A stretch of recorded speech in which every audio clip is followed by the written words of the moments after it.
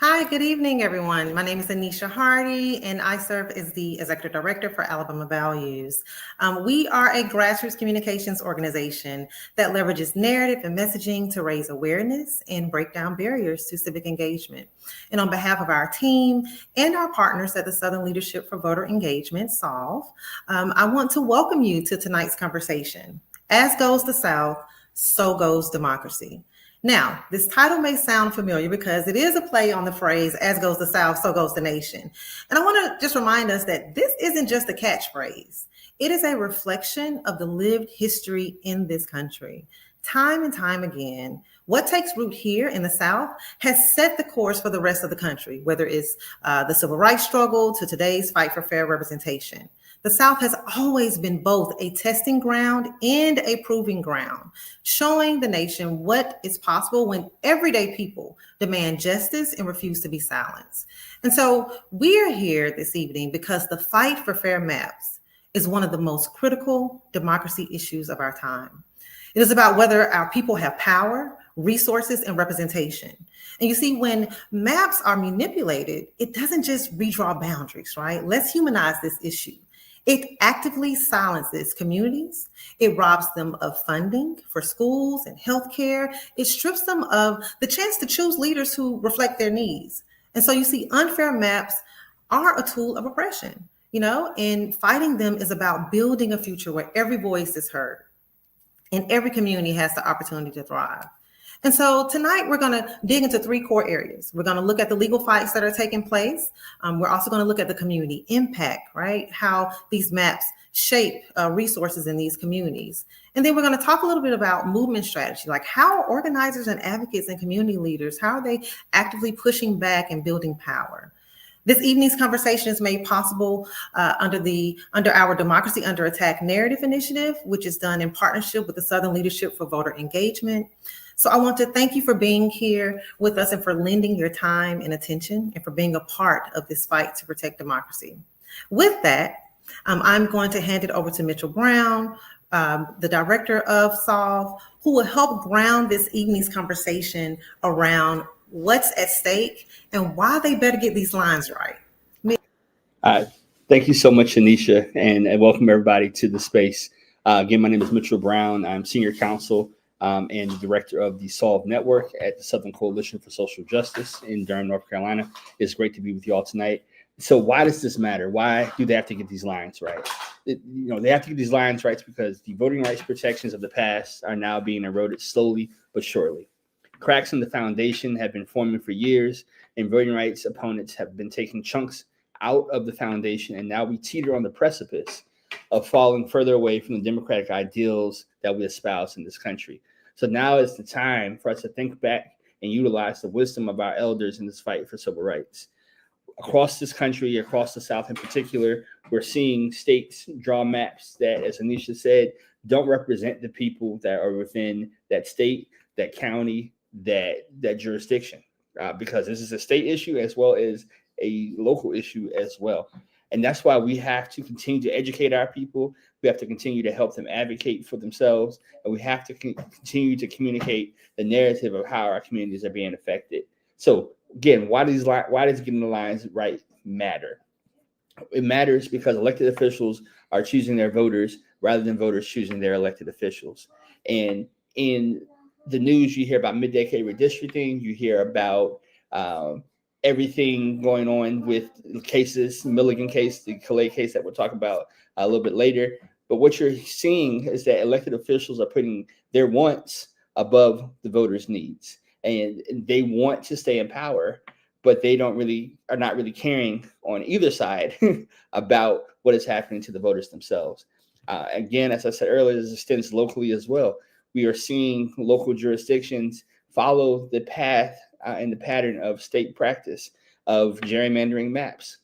Recently, we're working with a group in Edgecombe County, North Carolina, where we had two white elected officials on the school board said that they wanted their districts to be wider. They said that in open meetings that they want their districts to be wider, and so we had to, fight back against them and organize the local community to tell the elected officials, hey, we matter as the voters, and this is the map that we as the community want. And we are in a space right now where our ability to challenge the redistricting maps it may be limited given the cases that are before the Supreme Court that my colleague Hillary will talk about a little bit later in this program. But when it comes to challenging these maps, our options may be limited. Like we may only be able to challenge maps based on what is known as intentional discrimination, which requires almost smoking gun evidence that the legislature drew these maps to intentionally discriminate against Black or brown voters. And that evidence is hard to come by sometimes. And so when that's your only option, our ability to challenge these maps is going to severely take a hit. And we'll get into that a little later in the program.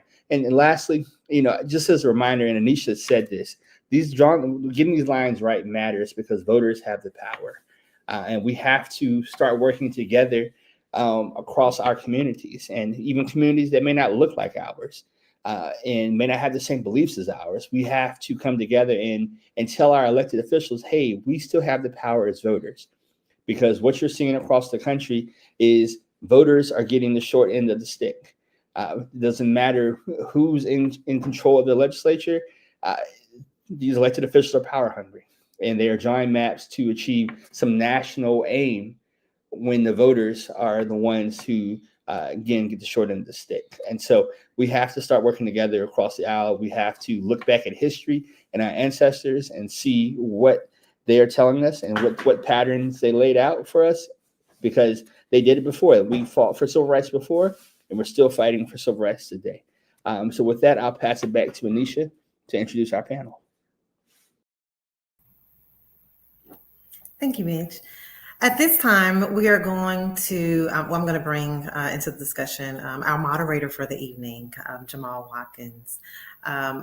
Jamal, I thought it was befitting to have you guide us through this conversation. I consider you my movement partner, my partner in crime. Really, as you look at what is fair, right? I hear you talk about the fight for fair maps, and you talk about it like this is just more than lines. This is not just about lines. This is about people power. This is about resources, and we share that sentiment. So I look forward to you guiding us through this conversation this evening. And with that, I'll turn it over to you to introduce our dynamic panel. Thank you. We are grateful for my brother Mitchell Brown grounding us in this moment, and we're even more grateful for Anisha Hardy as a leader, not only in Alabama, but across the nation and representing the South. And so when Anisha calls, we all come running because we understand it's time to do work. Greetings, everyone. My name is Jamal Watkins, and I am the Senior Vice President of Strategy and Advancement for an organization you may know, the NAACP, or as some people lovingly call us, the NAACP. And tonight, I'll be taking us through this conversation. And as a child of the South, think Gainesville, Florida, Rome, Georgia, Piedmont, Alabama. That's where my father was born. And in other states in the South where I have relatives and family, we understand so goes the South, so goes our democracy. So we're going to dig into the legal fights, the community impact, the strategies organizers are using to push for fair maps across the South, which will literally shape our democracy in this nation for the future. And so we're going to start with our panel. Now, this first group will be joined by three incredible leaders in the ongoing fight for voting rights, each representing a bit of a different role. Think legal expertise, a community perspective, movement leadership, all in the same struggle for what we would call fair maps. So joining us is Hillary Harris Klein. She is senior counsel at the Southern Coalition for Social Justice. Our good friend Emily E.B. French, who is policy director at Common Cause Texas, and leader Devontae Lewis, who is Louisiana Public Service Commissioner, of course, from the great state of Louisiana. And so each are going to bring a unique perspective. Think again, legal, community, movement strategy. So as you're thinking about your questions, want to make sure that they're grounded in the work that's connected to these leaders and really what's at stake in the fight for fair maps. So before we can talk about solutions, we have to understand the legal battlefield. Courts are really shaping what representation looks like across the region, in the South, and the country. And so, Hillary, let's start with you. Where do the major redistricting cases stand right now in states like Alabama and Louisiana and across the South? And what should our communities know about the upcoming court dates and decisions connected to these cases? Happy to answer that question. And thank you so much for having me to Alabama Values. It's wonderful to be in this space with you this evening. I'd like to just briefly update you all on 3 cases that are currently either pending or could be pending before the Supreme Court. There's a lot of cases that we could talk about, but these are the 3 that I think are the most important in this moment. So I'd like to start with the challenge to Alabama's congressional plan. As some of you may remember, the Supreme Court in 2023 affirmed a lower court decision striking down Alabama's congressional plan because it failed to provide at least 2 congressional districts in which Black voters had an opportunity to elect their candidate of choice. This was a seminal decision. It was very celebrated, called Allen v. Milligan. And really importantly, this decision affirmed that Section 2 of the Voting Rights Act, which crucially provides, it guarantees an equal opportunity for everyone to elect a candidate of their choice, regardless of race. That's this Section 2 of the Voting Rights Act still applies to the drawing of congressional districts. So it essentially affirmed longstanding law, which in today's Supreme Court is a big win. Since that decision came down in 2023, the lower court has now ordered what's called a remedial plan, a new congressional plan that has those 2 required Black opportunity districts.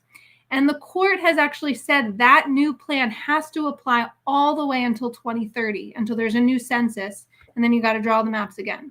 Now, Alabama has appealed that decision to the Supreme Court. They're trying to get that reversed. And we are waiting to hear if the Supreme Court is going to take that case up. But if it is taken up, it will be very closely watched. The second case of the 3 that I want to talk about is the challenge to Louisiana's congressional plan. This is a case that is currently being heard before the Supreme Court in a case called Louisiana v. Calais. So to briefly go over the background of this case, in 2022, a lower court ruled that Louisiana likely also violated Section 2 of the Voting Rights Act.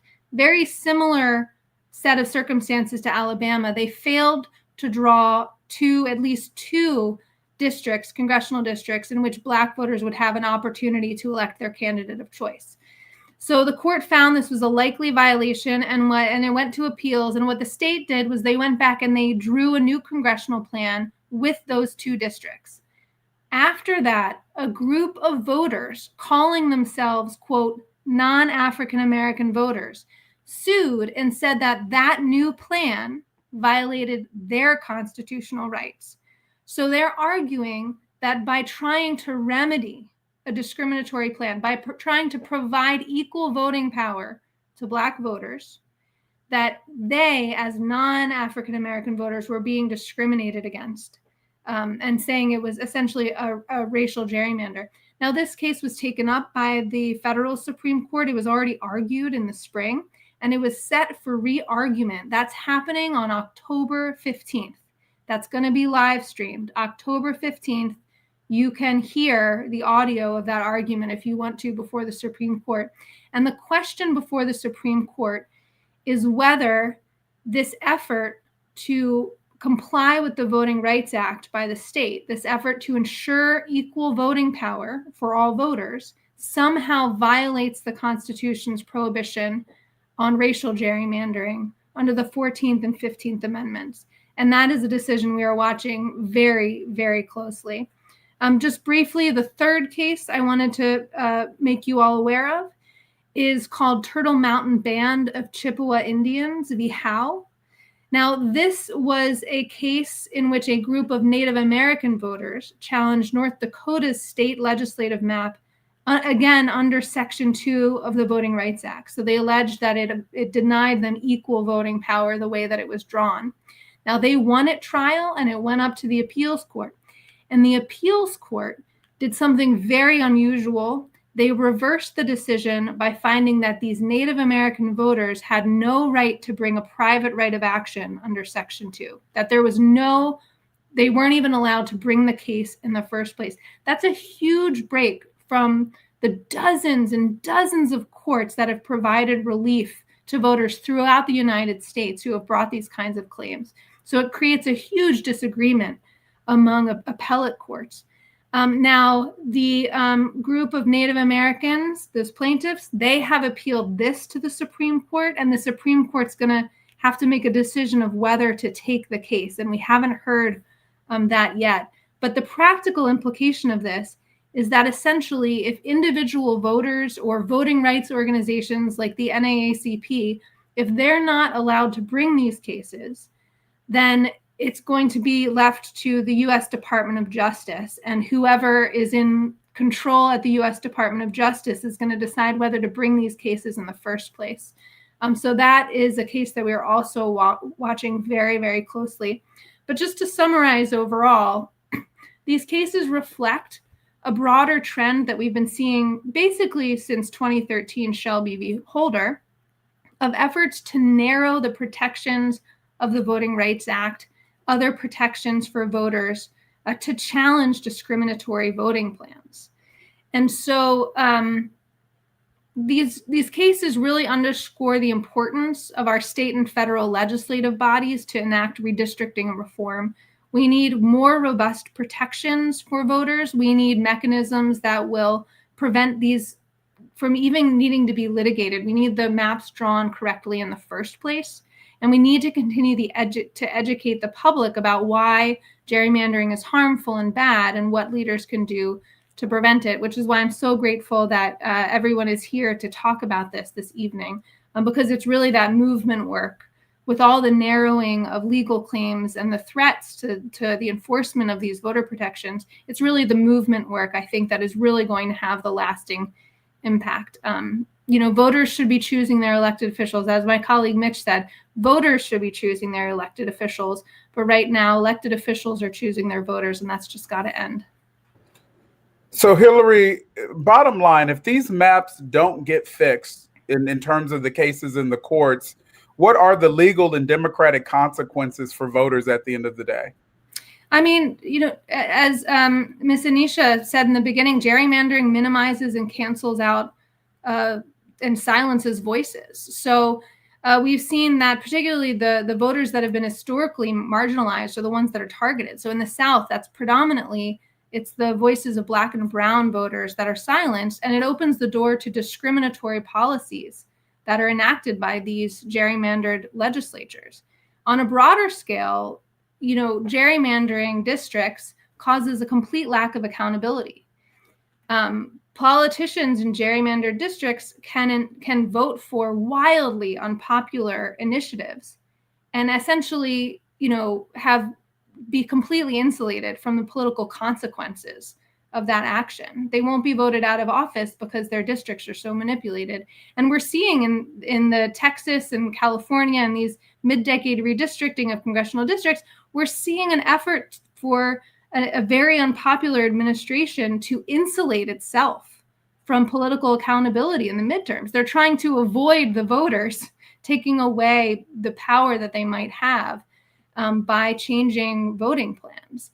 And that leads me to the last point, which is that extreme gerrymandering and silencing the voices of communities causes polarization in our it causes just dysfunction and polarization in our legislative bodies. They're not doing the work of the people anymore. They're doing the work, for their own purposes and kind of taking the power away from the people. And so those are the practical impacts of if we're not able to enforce protections for voters in court to get fair maps, then we're going to be living with those consequences. Political accountability, that is a strong word. And we all know that the courtroom isn't the only place where these decisions will land. They land in our schools, our hospitals, our neighborhoods. And so, Emily, I want to turn to you. You have seen firsthand how maps translate into daily life. Can you help us sort of connect the dots? How do unfair maps impact, say, schools, healthcare, jobs, and resources? And if you can, give us some insights and really make it real for folks what this all means. Of course. As Hillary did a great job of saying, I could just be like, oh, Hillary said it, she's great. But those people who do not represent us because of the lines that are drawn, right? If we have a representative who doesn't actually represent us, then they can vote for whatever they want that's wildly unpopular and essentially be insulated from political consequences. I'm thinking healthcare cuts with the big, beautiful bill. Things with economic cuts to jobs that we're seeing, all of the policies that are so unpopular that they're scrambling to redistrict to insulate themselves from. But something that's really near and dear to my heart in Texas is disaster relief. And when they draw unfair maps, it makes disaster relief harder in the short term and in the long term. I grew up in Wichita Falls, Texas, which I always do. If my hand is Texas, I think it's backwards. My hand is Texas, then Wichita Falls is right here on the knuckle, and Austin's sort of here in the middle, and Houston's here on the side. I grew up in Wichita Falls, where there's all kinds of tornadoes, right in Tornado Alley. I lived in Houston for several years, where there's always hurricanes, and we've experienced several complete power outages, catastrophic freezes in central Austin, all over Texas, actually. And most recently, we had a series of devastating floods in central Texas on July 4th. I believe 157 people passed away. Many of them were children who were at summer camp. It was incredibly awful. And Governor Abbott said he was calling this special session to do flood relief. They didn't do any flood relief until after redistricting. But in the short term, it's harder for me to get disaster relief if my neighbors are in a different district than me. Let's say that I am at my house and 2 streets over, they've drawn a line and my neighborhood is split into 2 congressional districts. If I'm trying to call for help, my representatives do constituent services. A lot of times our Texas electeds are the first people out there in the streets, helping their neighbors, helping their constituents get power back on. My aunt had to get her medicine refrigerated and was able to call on her elected representative to do that when we had a power outage. If I only have 15% phone battery and I need to make one call and my neighbors have come over to my house because I'm the only one with a gas stove, we're only going to be able to call one representative, right? That short-term seeking disaster relief gets harder when we're more split up amongst our communities. It also gets harder in the long term, right? These maps that just passed in Texas that are being challenged in court very soon, and thanks to the NAACP and many other illegal organizations for challenging those. But these maps that just passed split Houston up even more than it was already split up. And Houston has hurricanes every year, and it's only going to get worse with climate change. If 3 representatives have Houston, they answer to the Houston constituents, then those 3 representatives can bang the drum for climate proofing Houston, building the Ike Dike, as we always like to say. There are so many things we know that could actually help Houston not flood as much, be safer from hurricanes.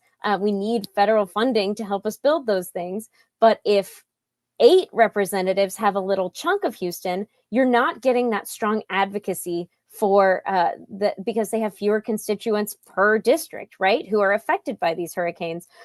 Houston has just had one, I think it's CD9.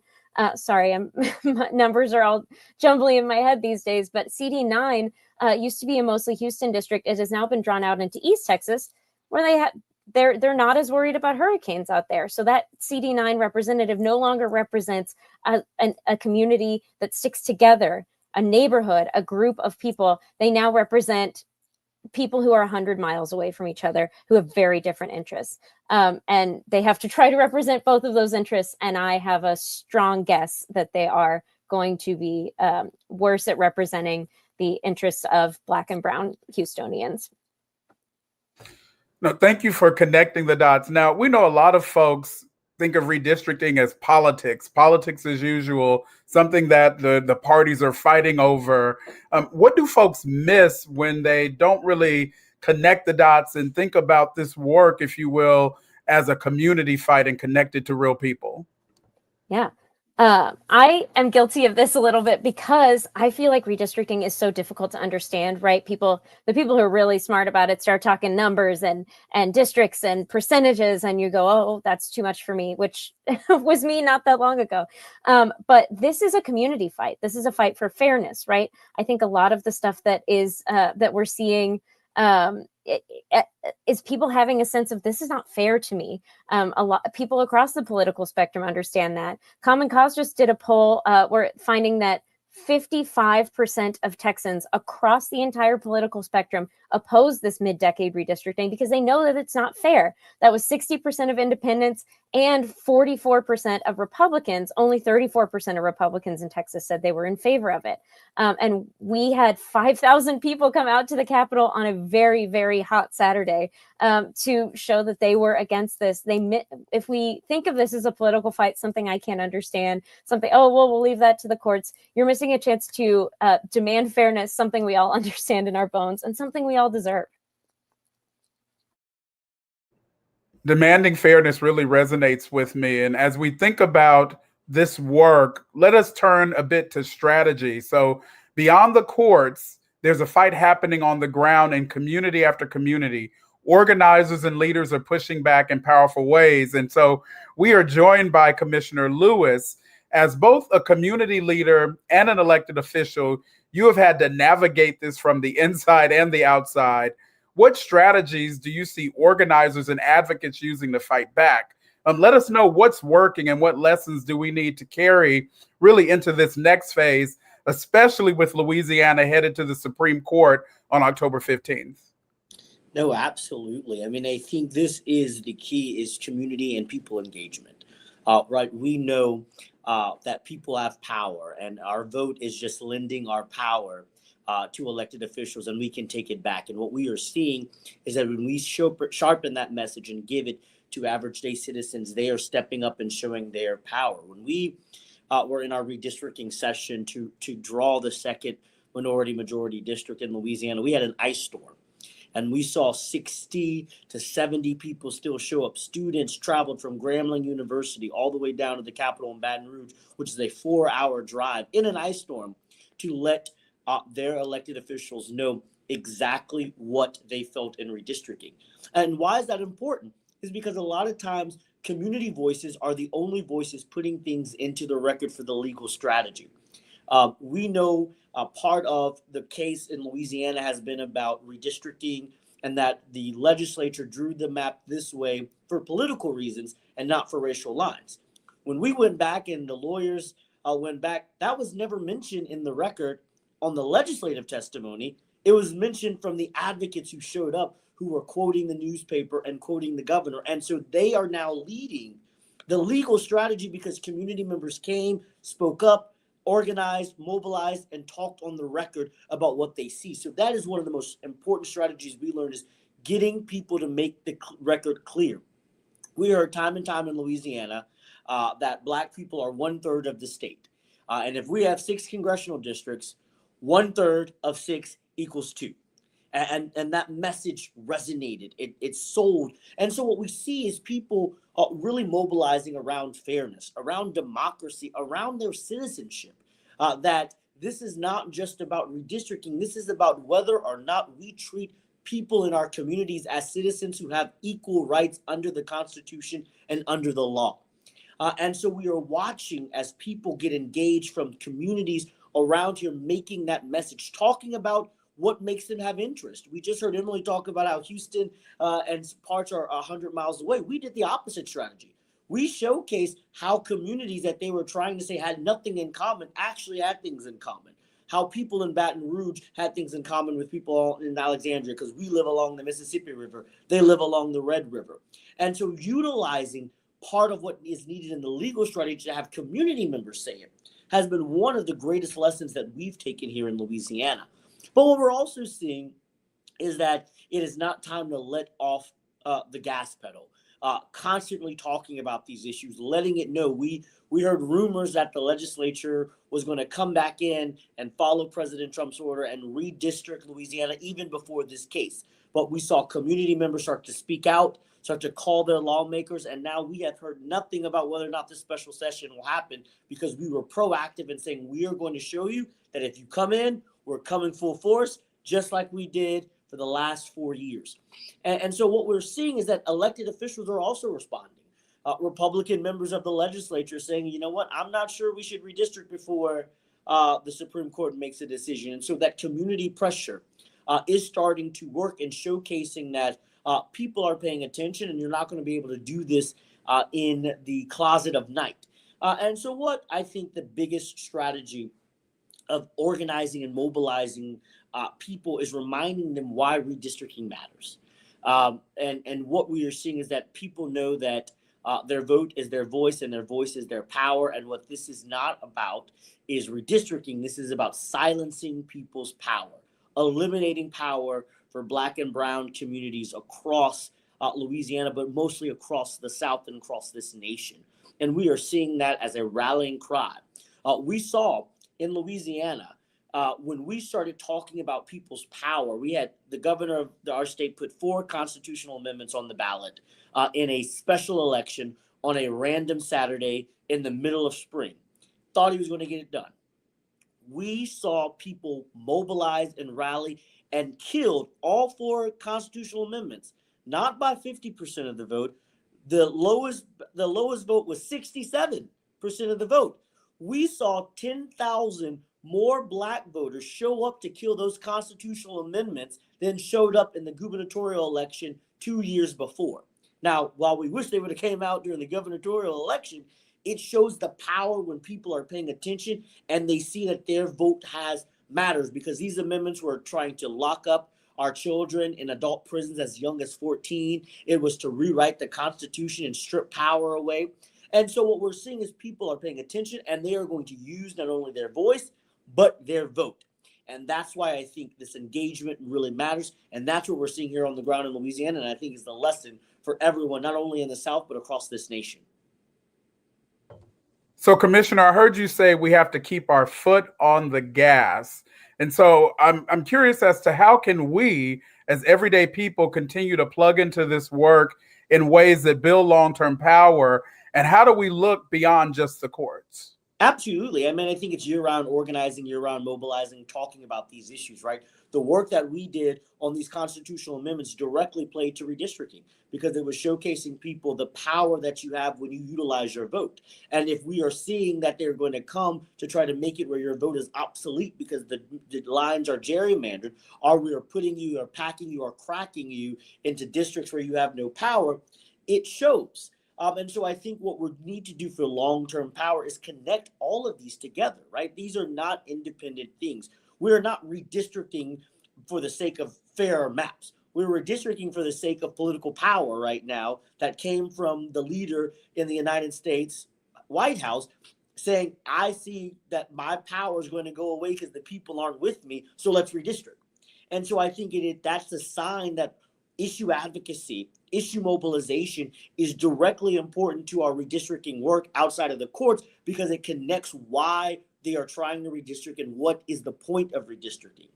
No one on the sides woke up about 4 months ago and said it's time to redistrict because we need to make fairer lines or the maps weren't right? The map in Texas was passed by the Republicans at the opposition of Black and brown people. So it wasn't Black and brown people that said we need a new map. It was political power. And so connecting and showcasing all of these challenges and all of these pushes are deeply about the reason we are redistricting in this country right now is because the MAGA One Beautiful Bill Project 2025 agenda is in jeopardy.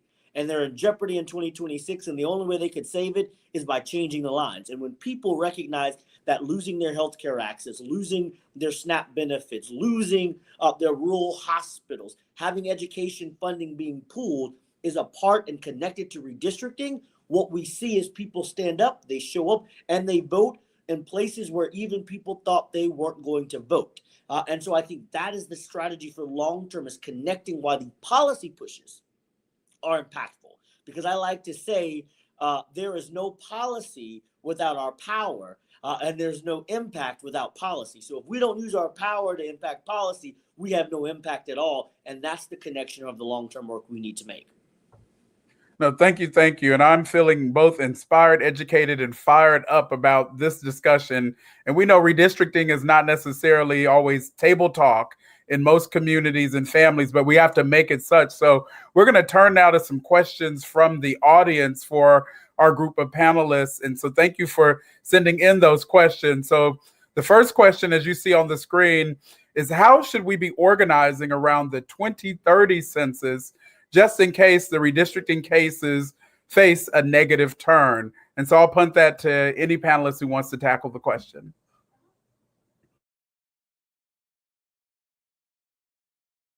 I'm happy to chime in here briefly just to say it's going to be really, really important for the 2030 census to make sure everyone is counted, especially for the communities that are impacted and targeted by gerrymandering. Make sure every community member is counted. That takes a lot of education, lobbying for those resources.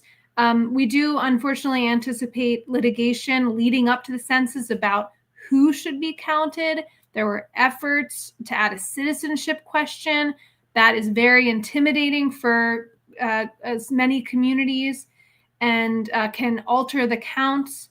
And so we anticipate that. But what folks can do on the ground is get involved with educating folks about how important it is to make sure you are counted in the census. That's going to be really crucial.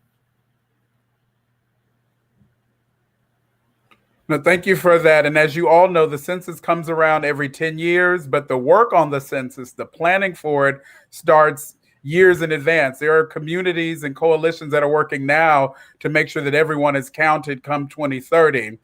The next question that we're lifting up is, it seems as though we all need a team with a certain skill set around these upcoming map battles, but everyone didn't wake up with GIS skills and mapping skills or being a natural demographer. And so how do we actually find and connect with folks who create the maps to help educate the public? Where do we go to find those sort of resources in those individuals?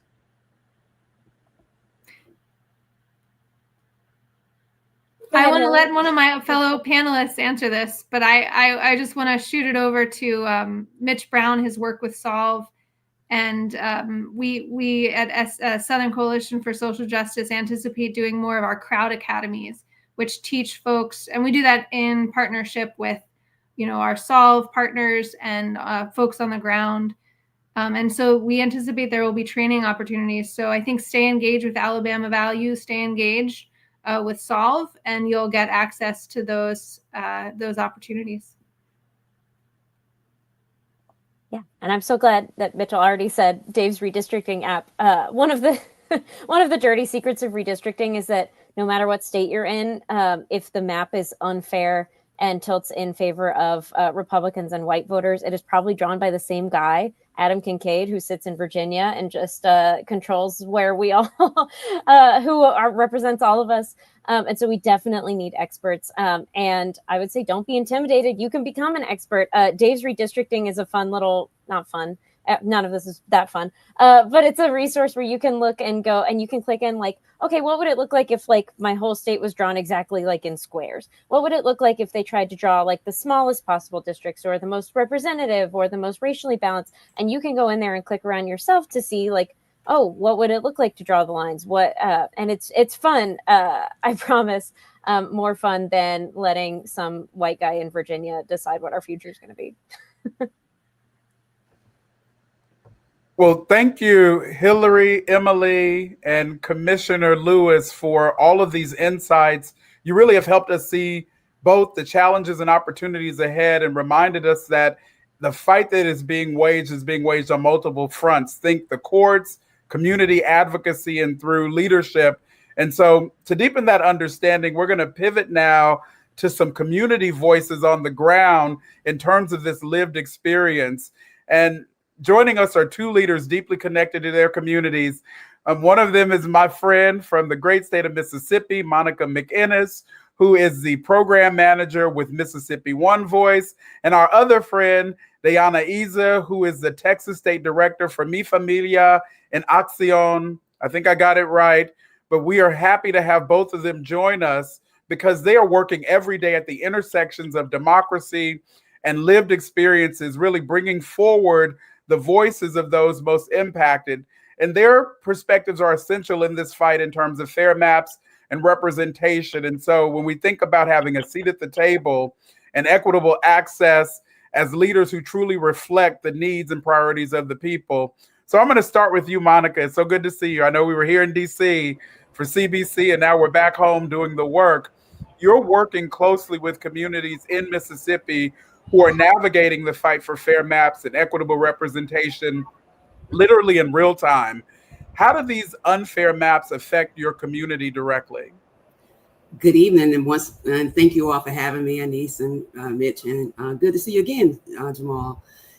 Yes, for me, I believe that everything starts with the community, and unfair maps have a significant impact on our communities by diluting the vote, the power of individuals. It changes political representation and influence public policies and funding, which is the consequences are felt at all levels of government, from the county boards, school boards, municipalities, and congressional districts.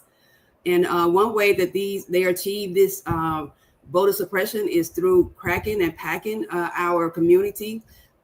When they split a community that has shared interests and divide them into multi-districts, they dilute their vote and strength and make it nearly impossible for them to elect the candidate who truly represent their needs. This is not only undermines the electoral process, but also disenfranchise members of the community and demise their political power. Additionally, unfair redistricting can lead to non-competitive elections, which can discourage community members from participating in the electoral process. This is particularly unfavorable to marginalized community, as both racial and partial gerrymandering have historically been used to suppress the political power. By diluting the vote strength of these communities, it becomes increasingly difficult for them to have a candidate who truly represents their interests and concerns. This not only silences the community, but it also excludes them from the decision-making process that directly impact the community. Oh, well. No, thank you for that. And as you all see, we are all connected to our communities and our families. And so when the babies are on screen, we love that because we are doing this work for them and really are connecting the dots so that they have a better life. Now, Diana, when you think about your work, which centers in terms of immigrant and Latinx communities who are often left out of these conversations, but deeply impacted by the outcomes, when we think about what's at stake if these fights are lost, what does that mean for the communities and the people you're working with directly? Yeah, no, first and foremost, thank you so much for giving us a platform to speak about this fight that we're fighting. But to answer the question, I think one of the things that I tell people, that I tell the members of the community that I speak to, is that we already don't have the representation that we need. We already are just trying to make it day by day, right? Usually a lot of our community members are going to work, trying to bring bread back to their home, making it day by day. And so a lot of these conversations sometimes are beyond them. And so I do think that, one, it starts with us talking to them and educating them about what does redistricting even mean for Latinos, Latinas, immigrant communities, right? Because already our day-to-day already is so different than being in these conversations. It's all about survival. I do think we need to be able to have these conversations make sense to them. Redistricting can also be very jargony. It has a lot of words. It has a lot of parts that just don't make sense to our everyday person. And so organizations like Mi Familia and Acción, we take it very to heart to make sure that this makes sense to them and that we tell them why it's so important. It's already very hard for us to already get people out to vote just on a regular presidential election. And so whenever we tell them about getting involved and holding our elected officials accountable for doing something midway, I think it all starts with the educational piece. And more sadly is that we already, like I said at the beginning of my statement, already don't have that representation. So whenever these lines get drawn, it's just very heartbreaking because a lot of people don't even know that they're losing representation, right? I don't even think a lot of them even know. A lot of the people that I speak to in Houston don't even know that they have one Latina congresswoman in the city of Houston. People don't even know that, right? Your everyday person working off of survival. And so whenever in the case, right, that this is a map that is going to perhaps take that away from them, it becomes even more distressful. So I think it all starts there with educational material. How do we make this simple for them? How do we tie it back to the everyday issues that they care most about? And I think for us that are very involved with these conversations, coming to terms and realizing that a lot of Latino and Latinas don't even know who it is that represents us in Congress. And so whenever we are in the battle of perhaps losing that one representation, someone that understands what it is that we need in our community, it's just awful. And it truly does hurt to the core. Well, we appreciate you both for lifting up this notion of how democracy connects to, as you just said, survival, literally impacting folks' everyday lives. And so the question that I do have for both of you next is, how does this work around redistricting connect beyond politics into specific areas like immigration, healthcare, housing, or even safety?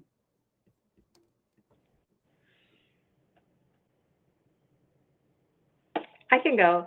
I think for, when we take it beyond the political spectrum and think about it in the terms of immigration, healthcare, housing, right? How is it that we can even tell the person representing us based out of these lines what it is that they need when they don't understand simple things about healthcare, right?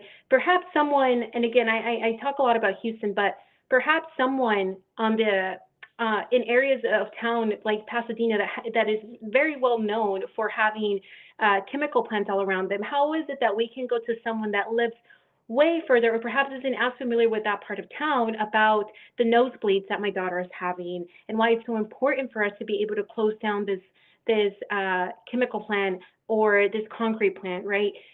We need to be able to bring in people that can sit there and have this conversation with us and not just hear us, but actually understand where we're coming from.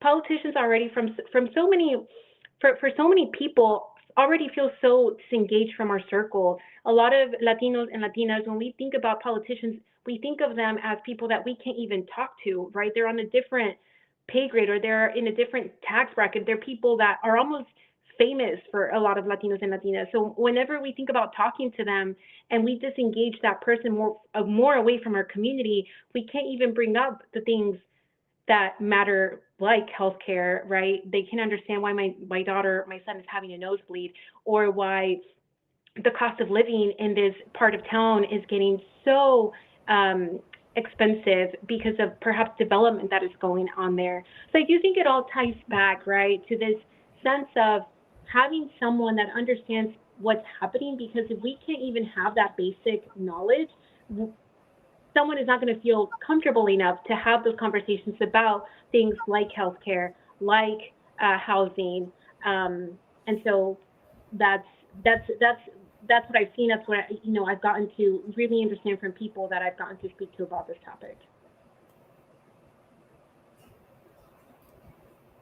And I'll just jump in and just to add, that we see the effects of it every day. So it goes beyond politics. Has a significant impact on the variations of our aspect of our lives. With immigration, particularly, we're seeing a lot around it present challenges that extend beyond the realm of politics, as it greatly affects social structure, economic opportunities, as well as mental and physically beings of individuals.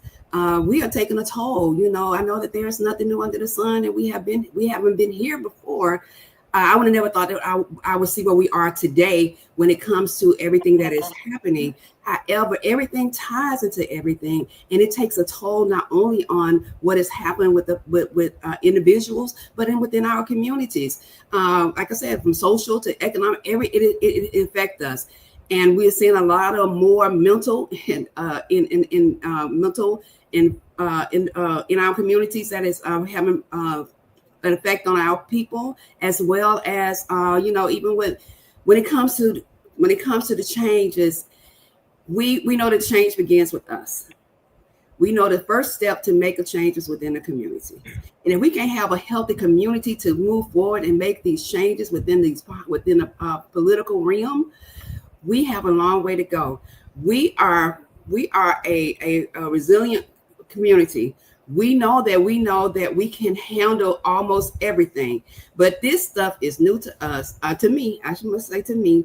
And so that when it comes to the political part of it, it goes beyond, even with redistricting in the census. Even though we're starting now with the census, this goes beyond. Who would have thought that in 2025, halfway through this decade, that we would still be fighting these battles with redistricting, not only on the state level, but also on the local level. There are lawsuits on the local level that we are battling now. So I think that and I think I heard somebody say before that we go beyond when it comes to any issue and anything that's in our communities, and we know that we have a fight, and we will continue to fight and be in this fight together, because we have a long way to go and we have a lot to do. So, and I'll stop right there. Monica, you lift up something that we don't always get to talk about in these spaces. This fight and this work is exhausting. We are watching the clock right now because at midnight there could be a government shutdown. When you say who knew, some people knew, and elections have consequences, but this map manipulation really is tiring. And as you continue to stand on the front lines, I'm curious for both of you, what keeps you motivated to stay in this fight, even when the challenges are really steep? I can go, Monica. I think for me, and I think a lot of us here, we think about the people that made this country better for us in these generations, and how in times of turmoil, in times of hopelessness, the fight was still kept on. And that's why perhaps the world is, in a sense, better than what it was 60, 70 years ago.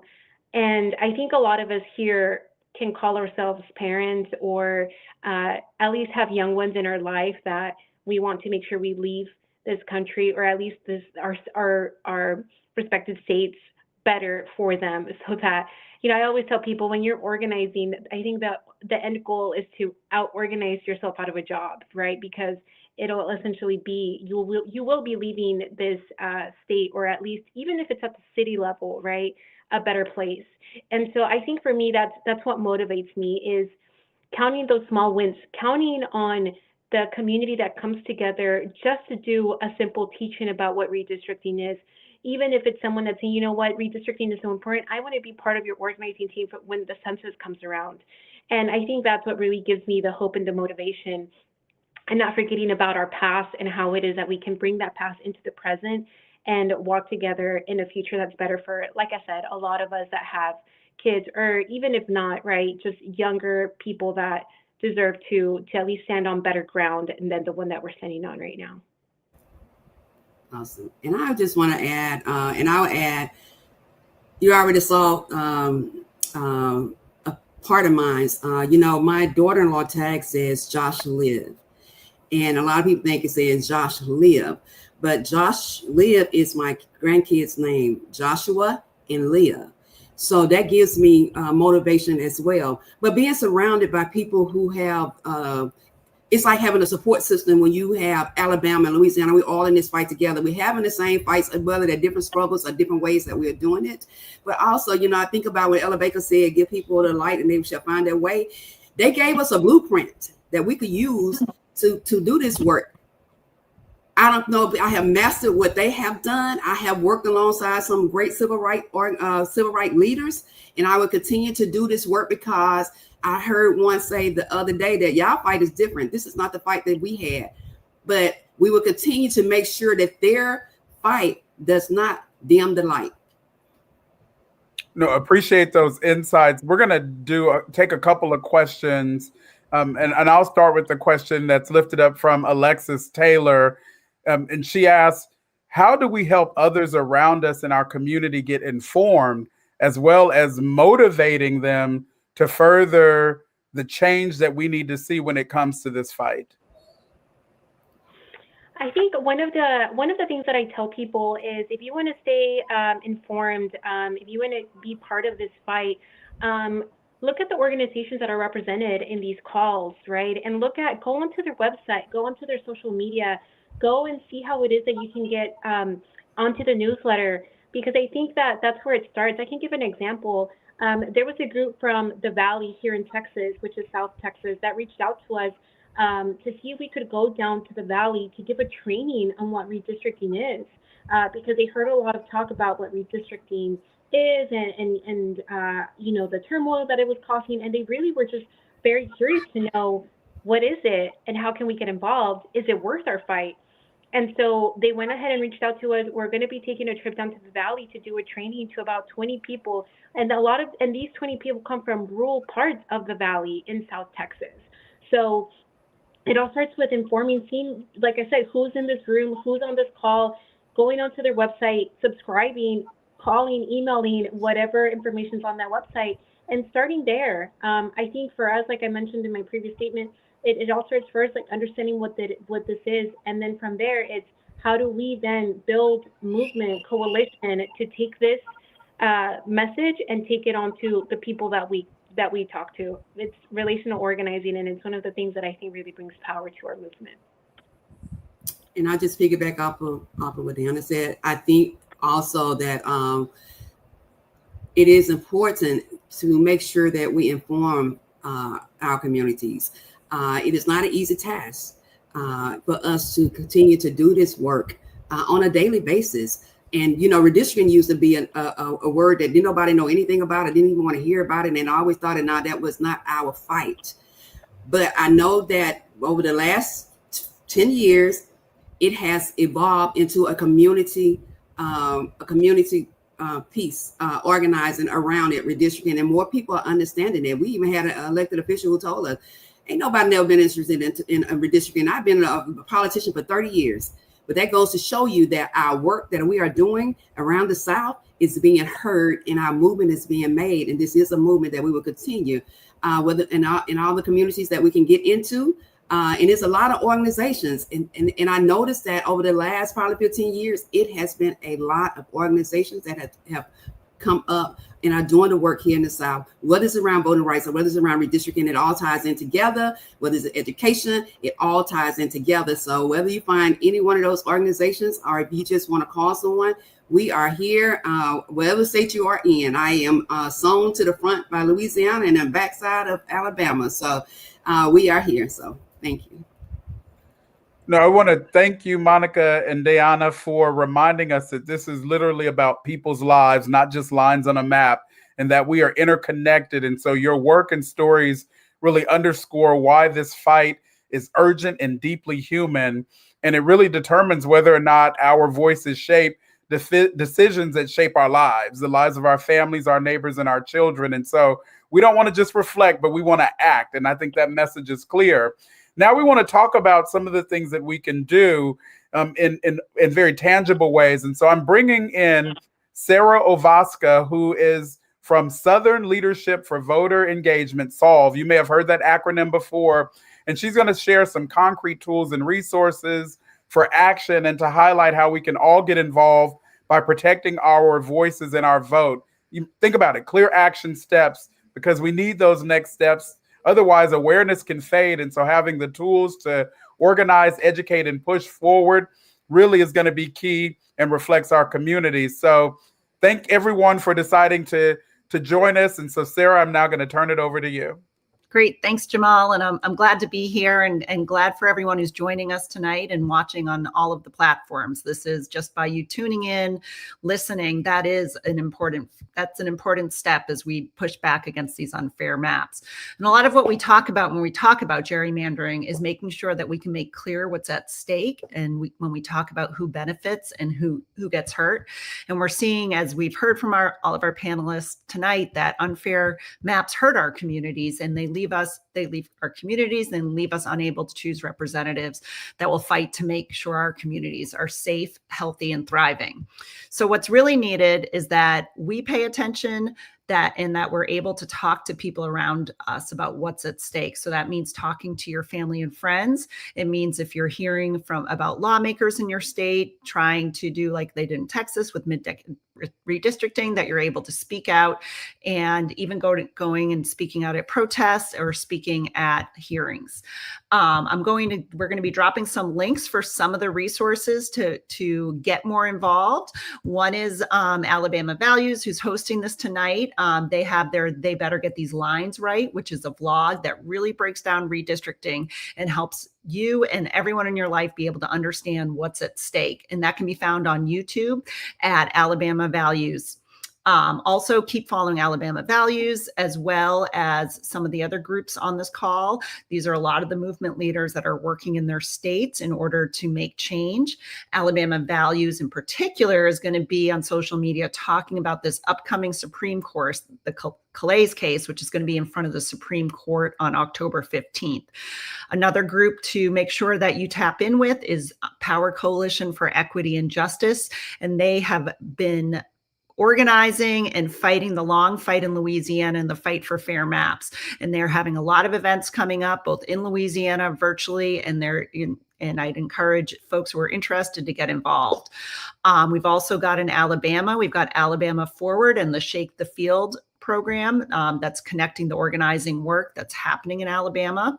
And finally, as I mentioned, and as Mitch mentioned, and other folks mentioned, this very important Supreme Court case, the Calais case, is going to be in front of the Supreme Court on October 15th.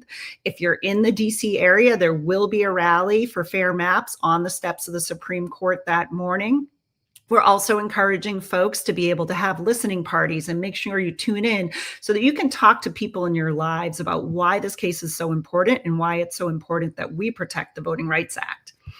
And then finally, I'm a member of the SOLVE Coalition, which is the Southern Leadership for Voter Engagement.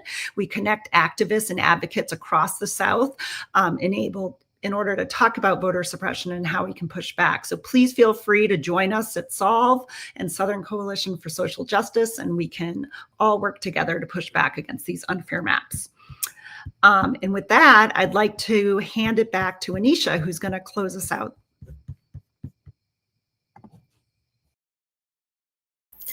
All right. Thank you to our moderator, Jamal Watkins, and also our panelists. And thank you to you all who are tuning in. I think as we bring this conversation to a close, I want us to sit with the weight of what we've heard tonight, right? We've talked about the legal battles being fought in the courts and what's at stake. We talked about the real life consequences that unfair maps bring to our communities, our schools, healthcare, communities, and also the strategies that organizers are building to resist and reimagine, right, what democracy can look like.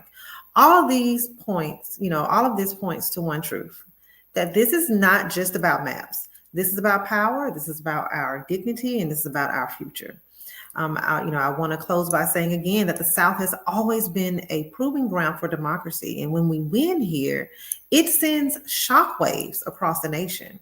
But when we are silenced here, the nation feels that loss. And that's why the fight for fair maps is about more than political boundaries and districts and lines. It is about whether our children, the future, inherit a democracy that reflects their voices and their values, or will they inherit a democracy that erases them? Because the lines drawn will make an impact for the next decade. And so I know there's so much going on right now, and, unfair maps, I want to name that they are not our destiny. They're not inevitable. Like, they are tactics of oppression. And so I know it seems like it is an uphill battle, and just like every tactic before, this can be dismantled. This is a battle that can be won when everyday people come together, when we stay organized, and when we refuse to give up. Every one of us has a role to play in pushing this fight forward, whether it is taking what you've learned here and educating your neighbors, amplifying the truth. Monica mentioned on the last panel that, this is new to her, like in terms of what is happening, and it's exhausting. And that is real. That is a real statement. It is exhausting. And that is by design. I often say that one way to keep people disempowered is to create barriers to information about the power that they have. And that's why this community conversation is so important. We must name what this is rooted in and how our communities are being silenced, right? We also need to make sure that we are organizing our communities and showing up in the streets, in the courtrooms. So I'll leave you with this. As goes the South, and so goes democracy. And, we cannot afford to step back, and we cannot afford to wait. So let's carry this energy with us. Let's turn this conversation into action, and let's keep fighting until every voice, is heard. Every community is represented, and every line on the map reflects justice and equity. Thank you so much for joining us. Attention! Our democracy is under attack. Healthcare, voting rights, reproductive justice is under attack. Gender equality, fairness are under attack. Criminal justice is under attack. Attention! Our democracy is under attack.